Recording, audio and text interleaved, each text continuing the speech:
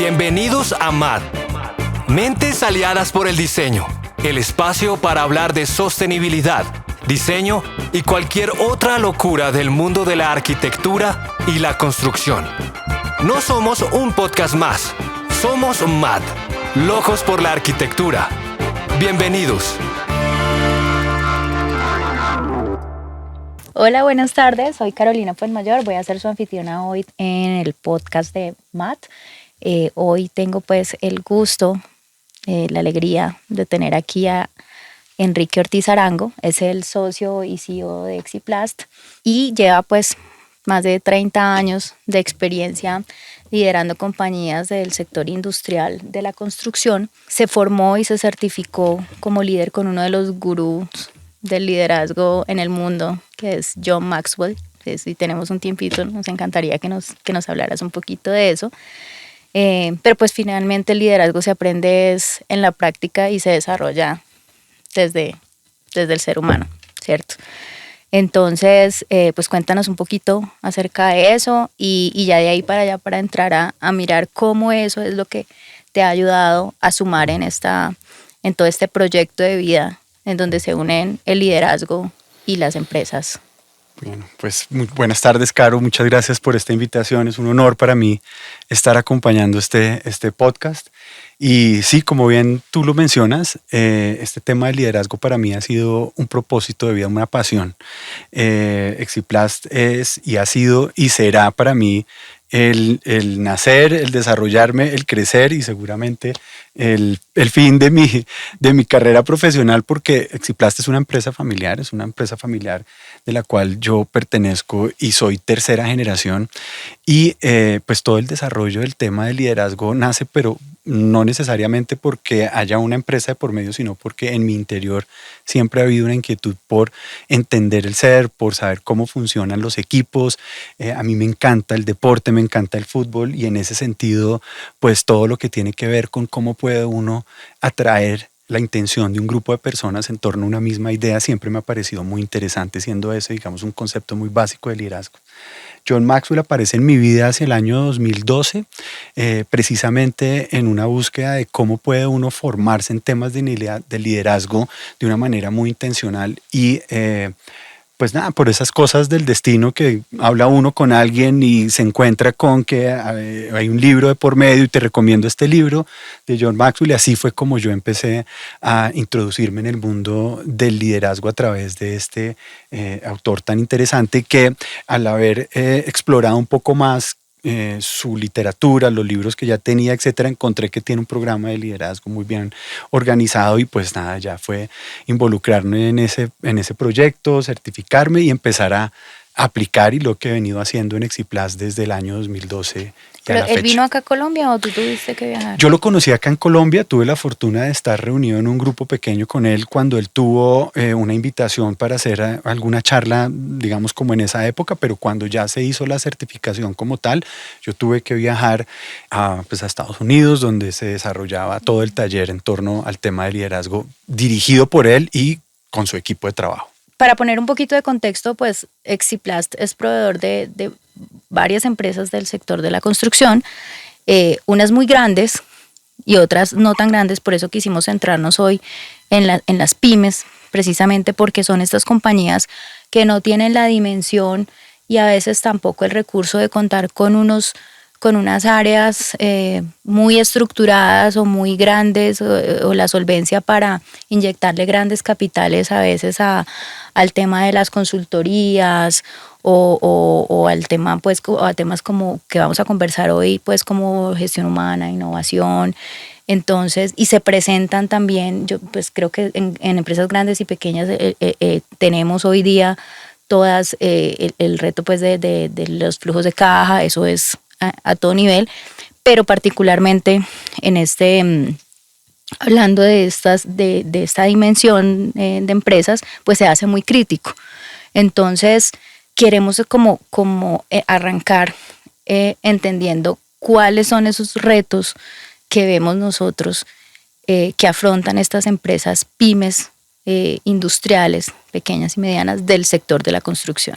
Claro. en lo que tú ves. Y esa es una muy buena descripción del reto en la medida en que, claro, el tamaño hace que sea, digamos, en teoría como más complejo poder atender algo que pareciera no ser, digamos, como tan importante en un momento dado. Claro, cuando tú eres el líder de una empresa pequeña y mediana, de alguna u otra forma tienes que cumplir demasiados roles que en una compañía grande pueden estar delegados y en este caso pues no se da porque hay una limitante de recursos. Sin embargo, aquí el primer paso que yo daría antes de exponer, digamos, cuáles pueden ser esos retos es el reto mismo de la persona de verse como el líder de la compañía y de darle la trascendencia a ese rol de cómo puede transmitir una visión y de cómo sabe que esa visión se tiene que desarrollar a través de las personas. Con un equipo de 2, con un equipo de 3 o con un equipo de 100. Porque aquí la idea es que el que está liderando entienda la importancia de su rol como líder. Ahora, que tiene que desarrollar habilidades también para negociar con proveedores, con clientes, para desarrollar el producto, para lidiar con el flujo de caja, sí, por supuesto que hay que hacerlo, pero no puede restársele la importancia al tema de gestión humana, como es que gestión humana y las personas están, digamos, como por allá solo para la nómina, por decirlo de alguna forma. Ahora bien, entrando, digamos, un poco más cuáles son los retos de estas pymes para crecer, para desarrollarse y etcétera, yo diría que hay unos puntos como centrales que por lo menos en mi experiencia han sido como un denominador. Una es la escasez de talento. Se convierte muy retador para las pequeñas y medianas empresas conseguirlo, o sea, atraerlo, porque pues atraer desde una instancia donde estás compitiendo con Google, con Microsoft, con cosas, digamos, como tan atractivas para una pequeña y mediana empresa que está haciendo una labor industrial, pues no resulta fácil, pero una es, si logra uno atraer el talento, que de eso podemos hablar, atraer el talento, lo segundo es pues retenerlo y comprometerlo con una causa para que se pueda desarrollar, ¿cierto? Lo otro pues es la eficiencia operativa, cómo se puede uno volver mejor en lo que hace y esto pues digamos teniendo en cuenta que entre más productivo y mejor puedas hacer las cosas, pues por supuesto vas a poder crecer, entonces ahí hay un reto importante por lo mismo, por digamos como la condición de ser pequeño pues hace que tengas recursos limitados para la tecnología, para las máquinas, etcétera, etcétera. Entonces ahí hay un desafío muy importante y hoy en día pues los cambios tecnológicos son una instancia que uno no puede dejar de participar en y mucho menos por sentirse pequeño. Entonces la inteligencia artificial no es quiere decir que no aplique.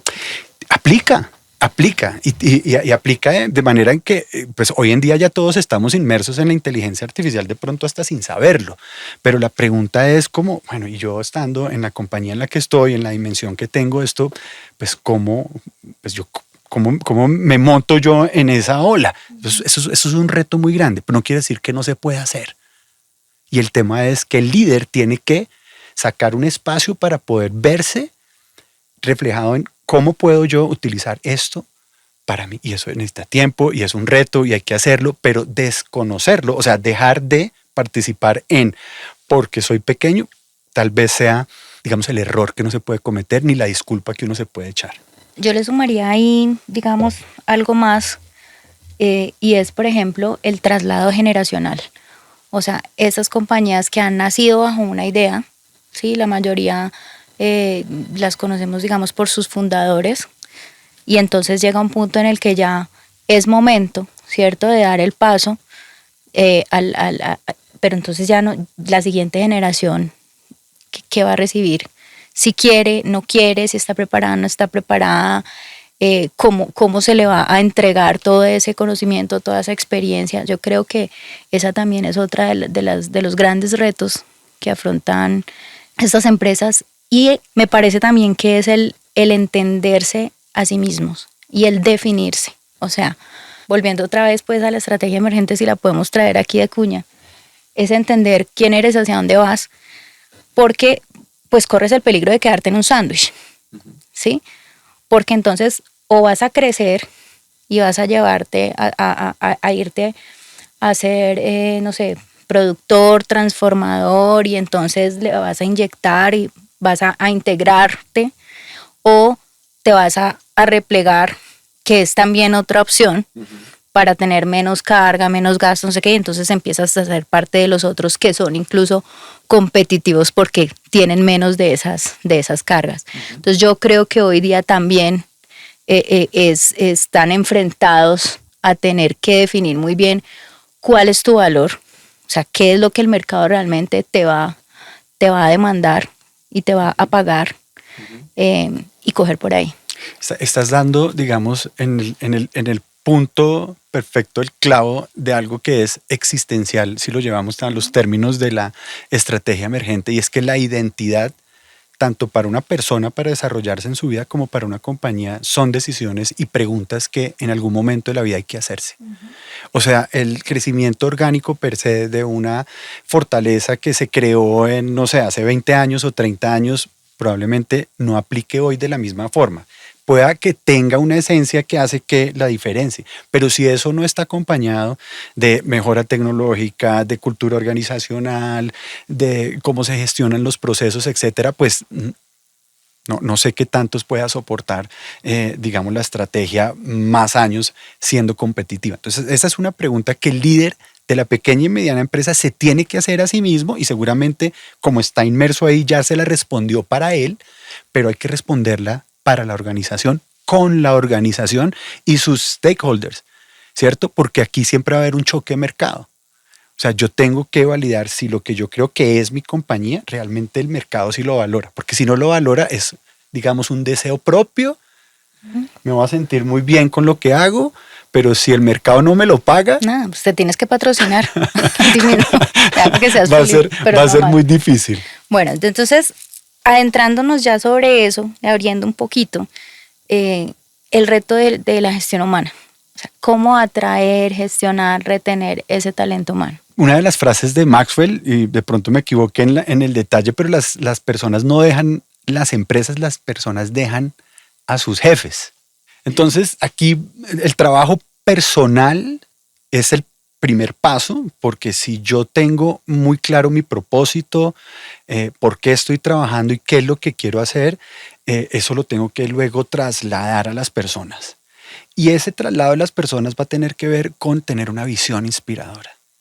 O sea, atraer y retener el talento hoy en día va más allá de los beneficios adicionales que pueda tener una persona aparte de su salario.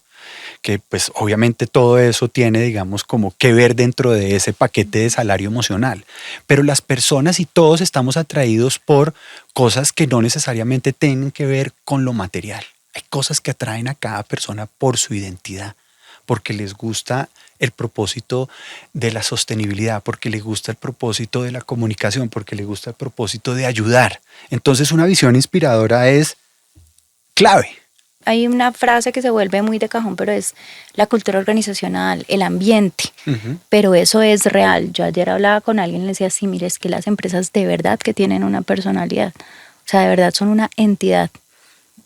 Porque a veces tú crees que sacándote a una persona de una empresa, entonces vas a lograr extraer lo que es esa compañía, y resulta que no. O sea, y tenemos casos, pues, para contar historias, las que queramos. Porque eso se desarrolla casi que de una manera orgánica y lleva años, ¿cierto? Entonces eso no es una cosa que fácilmente se copia o que va de una persona a la otra. Es de la compañía y es lo que ese líder ha sembrado, ¿cierto? Claro. Entonces hablamos mucho sobre con estos pues, muchachos tan jóvenes, qué se hace, que migran mucho, que rápidamente se cansan y quieren otras cosas. Y nosotros, por ejemplo, que tenemos la fortuna de tener gente joven con nosotros de 9 años, porque arrancaron muy jóvenes, o sea, porque los tenemos casi que desde que empezaron, y gente que hoy día, por ejemplo, lleva ya 3 años, 4 años, que está desde que arrancó la universidad, pues, o sea, desde que está a mediados de la universidad, tú te das cuenta que eso no es una regla general. Y que estos muchachos básicamente están en búsqueda de cosas distintas a lo que la generación nuestra buscaba. O sea, nosotros todavía estábamos en pro de el trabajo al 100%. Y estos muchachos quieren otra cosa, o sea, quieren una vida, quieren descansar, quieren experiencias, quieren aprender, quieren conectarse. Entonces, en la medida en la que nosotros aprendamos a entender esa brecha y a gestionarla y a saber que, hombre, pues si estos muchachos quieren que la cosa sea saliendo a las 5 y desconectarse, pues yo tengo que respetar eso y poder extraer todo lo mejor de ellos, entonces en ese tiempo que ellos sí quieren dedicar a esa causa y que se puedan vincular de la manera que es. Porque tú hablabas del propósito, y el propósito es no solamente lo que la compañía diga en sí mismo de sostenibilidad y esto, sino en cómo ellos se sienten tratando con las personas en el día a día. Claro. Y ahí dijiste varias cosas que me parece que es muy clave destacar. La cultura organizacional es una ventaja competitiva. Y eso tiene un poder muy grande. Porque hoy en día, ¿qué empresa en China no puede copiar un producto? Todas lo pueden hacer. Y en cuestión de poco tiempo, tienes un producto igual o mejor al tuyo a menor costo. ¿Cierto? Lo que es muy difícil de replicar es la cultura organizacional de una compañía que logra desarrollar una propuesta de valor que el mercado está dispuesto a comprar. Entonces, si yo como líder de mi compañía entiendo el valor que tiene eso, entonces ¿en dónde voy a poner gran parte de mi tiempo y de mis recursos? Y ahí con lo segundo que estás diciendo. Las nuevas generaciones, como las generaciones, digamos que ya llevamos más tiempo, somos igual de importantes. 1. 2, estas nuevas generaciones que de pronto se están encasillando como en unos marcos de referencia laboral que pues, por los cuales yo no estoy tan de acuerdo. ¿Por qué? Porque yo he visto el desarrollo de personas muy jóvenes con un interés, con una lealtad, con un nivel de profesionalismo que lo hacen de una manera diferente. Sí, claro. Y ahí es en donde está la habilidad que uno como empresario pueda acercarse, entender, recoger la información y adaptar su compañía a lo que para esas personas resulta pues como agradable e intencional para trabajar. Es que me voy a adelantar a la última pregunta, pero es que esa es una de las habilidades del liderazgo y es individualizar.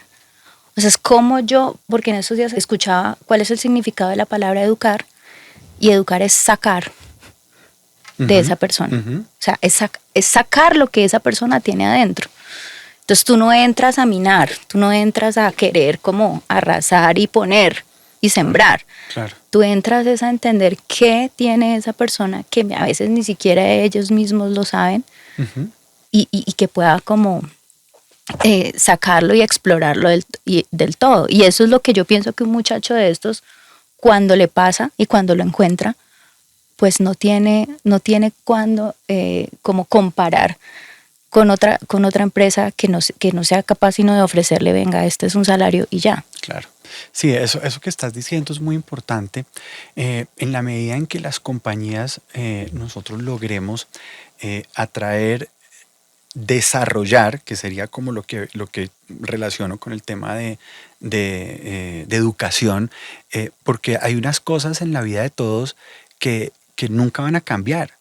O sea, el deseo de mejorar, el deseo de compartir con otras personas, el deseo de sentirme feliz en un ambiente, el deseo de ayudar a otros. O sea, hay una, digamos, un grupo de valores y de cosas que no van a cambiar. El resto de cosas pueden estar cambiando, pero eso no cambia. Entonces, ahí es en donde uno tiene que llevar a la compañía una conversación en donde qué te interesa, hacia dónde está tu desarrollo. Bueno, ¿quieres estudiar esto? La compañía, ¿cómo te puede aportar en ese sentido? Y que haya una conversación muy cercana con las personas para dialogar acerca de eso y no dar por hecho de que lo que yo le quiero ofrecer a esa persona es lo que esa persona quiere. Esa es también la ventaja de una pequeña y mediana empresa, porque no estamos hablando de 5,000 personas a las que hay que atender. 50, 30, 20, 70, 80 personas es un número de personas que pueden perfectamente enmarcarse en un programa de cultura organizacional casi que personalizado. Ahora, no va a ser personalizado, va a ser muy difícil, pero uno sí puede empezar a encontrar intereses comunes. Es que son de todos modos son cascadas, ¿no? Porque es que tú desarrollas tus líderes y tus líderes a su vez desarrollan sus equipos de trabajo. Porque claro, es imposible para el líder en unas compañías ya de determinado tamaño pues llegar obviamente a todos. Y eso que estás diciendo fue una de las cosas que hicimos en Exiplas, porque entonces ¿cómo se aplica la teoría de John Maxwell en un entorno laboral, en una empresa que desarrolla soluciones para aprovechamiento de la luz natural? Eso no es tan fácil de aterrizar, pero al final del día lo lo que yo intencionalmente busqué hacer fue crear líderes. O sea, lo que mejor puede hacer un líder es crear líderes mejores que él mismo. Y eso es como el top level del liderazgo, es si aquel que logra crear una forma de crecimiento de líderes dentro de la organización y esos líderes superan a ese líder, ese es como exacto. Y fíjate la lógica de eso. Si efectivamente esas personas se desarrollan mejor que el líder, van en cascada, como tú lo dices, y desarrollan a otros y a otros. Entonces, cuando tú ya recibiste ese regalo de que alguien te hable de liderazgo, que alguien te hable de principios, que te hable de propósito, te hable de unos comportamientos específicos para desarrollarte en tu trabajo y los transfiere y esa otra persona los aplica, una de las cosas que busca uno como líder es que, bueno, y desarrolla tú a tu equipo. Y en ese equipo tú desarrolla al otro equipo. Esto tiene que ser algo en donde esto no se vuelva como un reservorio de yo tengo el liderazgo y entonces me sé todas las de liderazgo, pero no se las cuento a nadie. Nada que ver, al contrario. Esto tiene que ser un tema en donde el conocimiento que yo adquiero y las pruebas experimentales de qué funciona el liderazgo, las que funcionan se transmitan y se repliquen. Y hablen por sí solas con el ejemplo, además. Es que no hay, el liderazgo no se puede medir de otra forma. Porque las empresas son tan buenas o malas como el tope más alto que tenga el líder. Hasta ahí llegan. Y si no, pues tú te vas a buscar a otra persona, te vas a buscar otra compañía donde dicen, bueno, pues es que aquí no me paran ni 5 de bolas y ni siquiera tienen en cuenta lo que yo digo, mis ideas. ¿Sí? O pasa lo que yo veo a veces en muchas personas que me parece terrible y es las personas que se tienen que levantar todos los días como sufriendo el tener que ir a trabajar. Eso me parece, o sea, y hay personas que viven eso. Tenemos que trabajar en nuestras compañías para que eso no pase. Sí, ¿sí? sin duda. Siguiente tema es esa conjugación de innovación y adaptabilidad. O sea, eso es lo que hoy día también nos requiere el mundo, pero o sea, avanza millón. Cambia todo de una manera tal que medio estás dándote cuenta de una cosa y ya migro a otra. Entonces, ¿cómo maniobramos con eso? Es una pregunta muy compleja, ¿cierto? Pero como todo lo complejo hay que tratar de digamos, como desmenuzarlo para tratar de llevarlo a cosas que se puedan desarrollar mejor. Digamos, el cambio es inevitable. O sea, no hay forma de que no tengas que cambiar, pero tú determinas si quieres crecer o no. Y ahí hay otra pregunta existencial. ¿Qué vas a hacer frente a los cambios que se están dando? ¿Te vas a adaptar o te vas a quedar esperando a ver qué pasa? Que también es una decisión, ¿cierto? En términos de la innovación y el liderazgo, definitivamente para las pequeñas y medianas empresas tenemos una gran ventaja. Es la versatilidad y la rapidez con la cual nos podemos adaptar al cambio, ¿cierto? Entonces, esa es una de las, digamos, como de las instancias importantes. Lo otro es que el líder tiene que, sí o sí, estar al día. Estar al día. Usted tiene que saber en dónde se están moviendo las tecnologías. O sea, uno tiene que, de alguna manera, escucharse el podcast o el comentario de estos líderes grandotes que están marcando unas tendencias. Pero ahí te hago una pregunta, o sea, ¿cómo también establecer un equilibrio? Porque llega un punto en el que ya es nocivo para la salud mental. Sí. O sea, ¿dónde paras?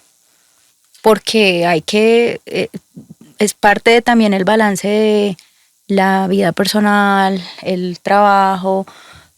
Pienso en mi trabajo, pero pienso también en otras cosas y también el estar a veces tan informado, o sea, y tenemos tal cantidad de información que igual nunca va a ser suficiente. O sea, si te pones a buscar, siempre va a haber algo más que no sabes. Entonces, ¿cómo también estableces eso? Y es parte de la respuesta, o sea, el tema de adaptabilidad tiene que haber también una manera de uno entender como los límites en cada cosa, sí. Con la innovación también. Sin duda, y yo pienso que ahí es en donde se hace más fuerte la identidad, porque frente a la innovación y la adaptabilidad, pues el cielo es el límite, ¿sí? O sea, ahora está de moda esto, pues no, pero eso que hoy en día se presenta como una innovación o como algo de cambio, pues frente a mi propósito, mi identidad de compañía, aplica o no aplica, y si aplica, ¿cómo aplica? Lo que no voy a poner en juego es mi identidad. No porque esté de moda, no porque sea algo innovador, no porque al de al lado le resultó, quiere decir que me resulte a mí. Yo lo tengo que cotejar frente a lo que para mí es valioso. Y eso tiene que ver con mi identidad, mi propósito, ahí. Ahora, vuelvo al tema de la pyme, o sea, es flexible. O sea, nosotros podemos movernos de alguna manera y tenemos como la posibilidad de probar de una manera relativamente rápida y censar si algo es factible de hacer o no. Y si uno desarrolla la cultura de creatividad dentro de la compañía y le permite a los equipos experimentar y equivocarse, que es lo que uno creería que no debería hacer, pero lo que tiene que hacer es fomentar un ambiente en donde se puedan generar ese tipo de oportunidades para las personas, aprenda, equivóquese, aprenda, mejore, y es un ciclo que es el que le va a dar la posibilidad a compañías como las nuestras de estar, digamos, en un nivel de innovación que pues no será la innovación molecular y no será la innovación cuántica. No, lo que pasa es que uno ve la innovación en torno al mercado en el cual está y cómo puede seguir ganando espacio ahí. ¿Cierto? Entonces, lo que dices tú es cierto, la innovación y todo esto podría ser como tomar agua de un hidrante, o sea, esto es abrumador, yo aquí no tengo tiempo ni de respirar. Lo que pasa es que uno entra y sale de ahí, tú vas y miras y vas a un congreso, miras unos podcasts de lo que está sucediendo en el mundo y uno dice, Dios mío, esto es abrumador, claro, pero después uno vuelve y se pone el sombrero de la realidad y de cómo está, y en las conversaciones que uno tiene con clientes, etcétera, ¿qué aplica? ¿Qué puede utilizar? ¿Y cómo lo puede utilizar? Y ahí sí, por ejemplo, hoy en día, con todo este tema de la inteligencia artificial y etcétera, no es como metámonos en inteligencia artificial y todo lo hacemos a través de ChatGPT o lo que sea, no. Primero entendámoslo desde nuestra estrategia, cómo nos puede servir y acerquémonos a las compañías que hoy en día están capacitadas o saben que no son muchas porque esto se está moviendo muy rápido, pero pues hay que tener también sentido común. Y eso los pequeños y medianos empresarios creo que tenemos mucho de eso. Totalmente, totalmente de acuerdo. El crecimiento sostenible, o sea, ese equilibrio entre crecer, pero poder mantener pues la rentabilidad y la calidad. O sea, pareciera que esas tres cosas no se entendieran hoy día en cómo vemos a veces los negocios. Sí, no sé si me vuelva un poco, digamos, como simplista, pero las compañías se mueven sobre unas bases que, pues definitivamente, creo yo, no cambian tanto. Y en ese sentido, para crecer sosteniblemente, pues hay que pararle muchas bolas a la estandarización de los procesos y a las metodologías de mejora continua. Y eso existe hace mucho tiempo. Pero Lean Manufacturing, Six Sigma, todos estos procesos se pueden implementar en cualquier empresa de cualquier tamaño y el efecto de eso es que preparan a la compañía para ser competitivos, productivos y competentes en lo que hacen. O sea, los años del hacer sirven mucho como experiencia, pero hay que meterle profesionalismo, o sea, metodología a eso. Esa es una parte fundamental. Por supuesto, el tema financiero. Hay que entender los números. Hay que entender, para crecer, pues yo necesito, primero tener una estrategia clara y saber para qué quiero crecer, pero yo necesito recursos y si los tengo que pedir prestados de alguien, pues tengo que tener muy claro para qué los voy a utilizar, porque no voy a endeudar la compañía para hacer algo que no tenga muy claro.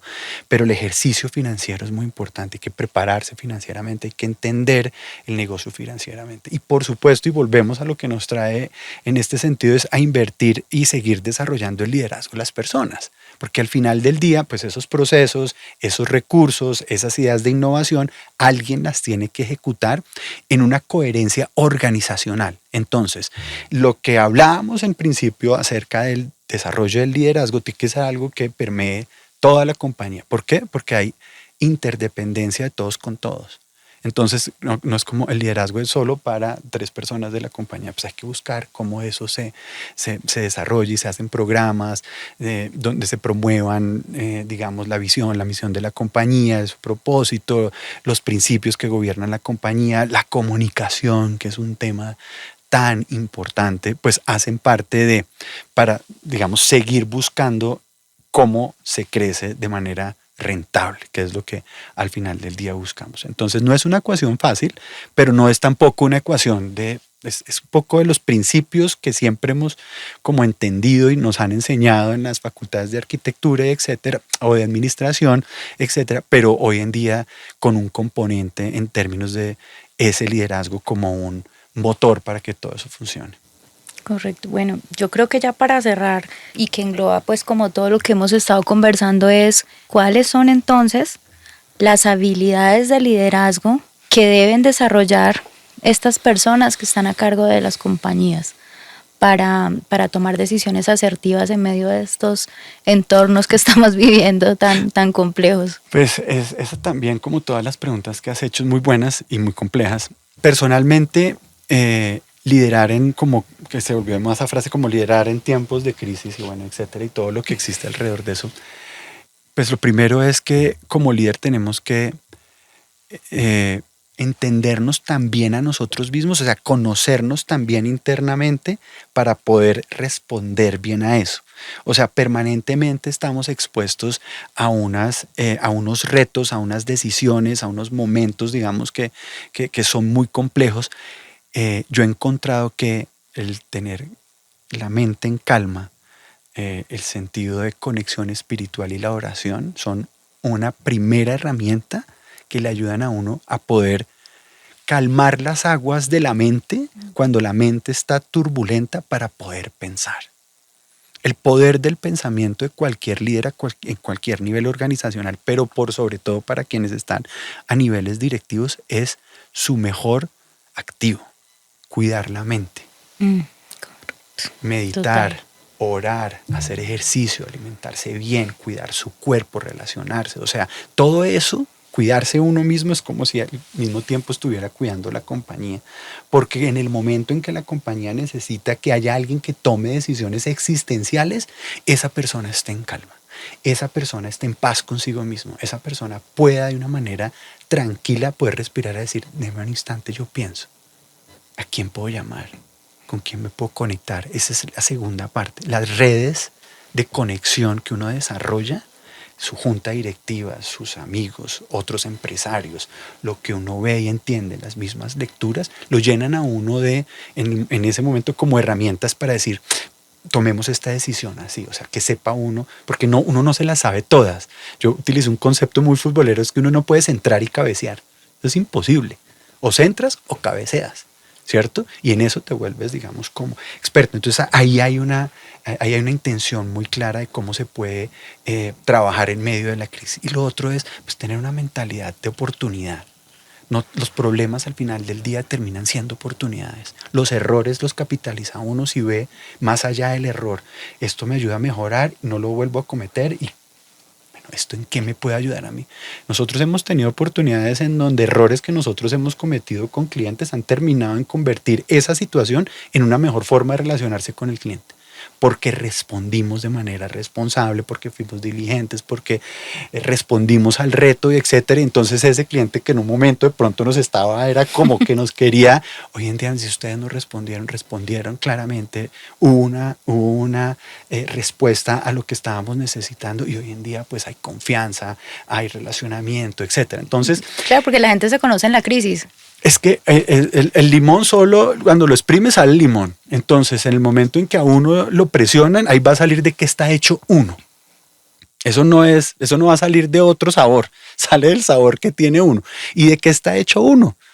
Pues de su esencia. Y si uno está en paz, si está en tranquilidad, vuelvo, digamos, como a esa instancia. La labor de liderazgo tiene una responsabilidad de autocrecimiento, de autoprotección, de autosanamiento, porque pues no quiere decir que el líder viva por allá, digamos, como en una burbuja donde nada, pues no, todos sufrimos de problemas personales, laborales, la angustia que se generan con todo, digamos, el tema político, por ejemplo, económico, a nivel global, etcétera. Hay tantas cosas que pueden perturbar la mente, que si el líder no se hace consciente de lo importante que es tener disciplina y cuidado de su propia alma, mente y cuerpo, pues no va a poder liderar. Pero si por el contrario hace conciencia de eso, pues no es que los problemas no lo vayan a angustiar, claro que sí, pero tiene una herramienta, o sea, los puede atender de una manera más fortalecido, digamos, desde el interior.